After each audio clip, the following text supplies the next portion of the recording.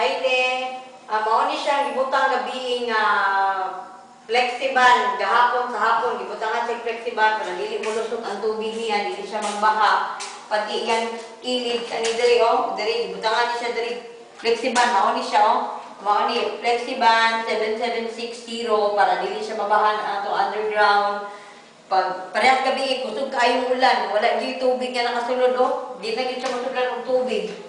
Kay nakapilit na flexible na rin. Kung ano yung ay siya.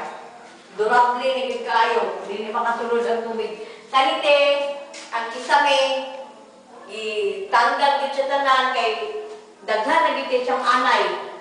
Kulang na lang pati ng mama nga sa lupot. Puso na wala. Kinahanglan din siya gilisa ng mga plywood sa kisame ani niya. Katakinig yung nataan. Dagang anay. Paggabok na. Galikod siya diri sana na tanan diri pagapuhon gid siya diri tay paon na ning utangan ni siya ganang kabinet diri sa gawa sa sulod diri siya mao na ning one room na lang ni siya tay one room na lang ni siya para gapo kaayo niya mao na ni ang diri mahimo na ni siyang murag sala-sala sa underground nga pag VIP jud siya pag tulog niya diri.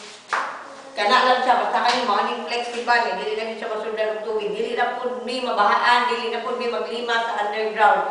Kay durable kaayo 100%, dili na kayo makasunod ng tubig diri sa underground. Mao lang to, sa karon, sa sunod na po nga update. Bye-bye, salamat jud kaayo.